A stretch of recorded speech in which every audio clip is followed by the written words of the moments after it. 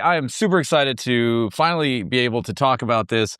It's a song that was just released, and I got an Atmos mix for you guys with the tennis ball viewer. MP4 is in the description, so make sure you do that and download it. Check it out in your home theater. You can stream the song in Atmos on Apple Music, Tidal, and I believe Amazon Music as well. The song is called Til My Fingers Bleed. Now, the song is a fusion of K-pop, rap, and rock. DINO from the K-pop group 17, a rapper named Duckwrth, and the singer from The Word Alive. His name is Telle. He ended up coming down to the studio to listen to his track in Atmos.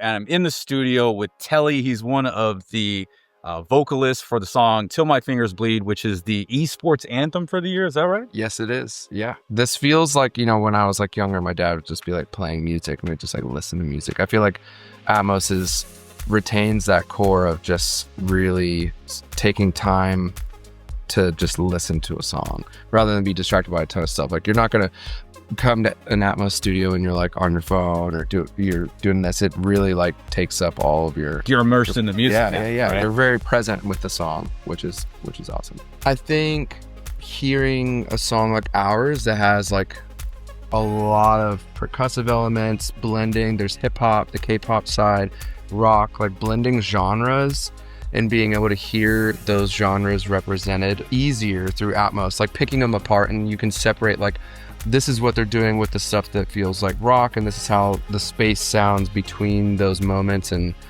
then hearing all the little intricate parts to a song that, like I was saying, like you feel them, you don't really hear them when you're like just listening. The average listener here's the overall, just like the vibe, the emotion, those things. It's really hard to break down, especially if you have stems and you have 100 tracks, 150 tracks, something like that. Like, you're not going to ever hear everything that's happening. Sure. Because like you said, you kind of got to squish it all together, and the job of a mix is for you to hear and feel as many things as possible without it sounding bad. And so to do that, you have to make certain things quiet and some things have to be louder to get the overall feel of the song. Is this your first time doing a song like this? Like the blending of genres, like K-pop, rock? It's cool, like seeing the tennis ball stuff too, because it kind of reminds you, hey, there's something over there. Yeah, there's something happening, and you can kind of like tune into like what that is, where when you're listening to a traditional track, you have to like listen to it a bunch of times over and over and go like try to like layer by layer almost. Yes, exactly. And this is like, you can be like, oh, here's this, and then here's this. It makes it easier, I think, to pull.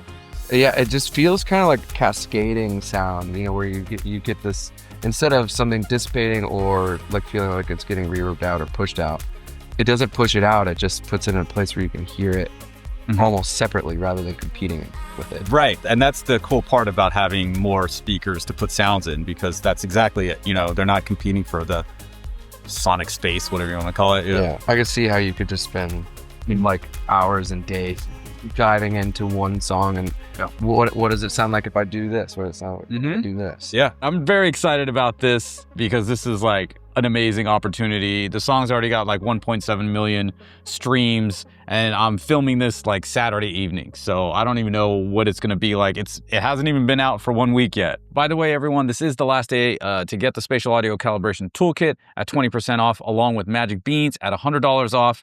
Upgrade your home theater and get the most out of it with the best calibration tools on the market.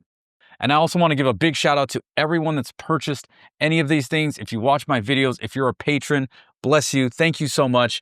I'm only able to do cool projects like this because of you guys. My patrons have been supporting me with $5 a month, and all the people that have purchased the disc, they are supporting me as well and helping me do all these cool things to where I can now mix Atmos for major label artists. And this is only the beginning, and I'm so grateful. I'm so thankful to have all of you watching and all of you along for my journey. Thank you so much from the bottom of my heart. Peace.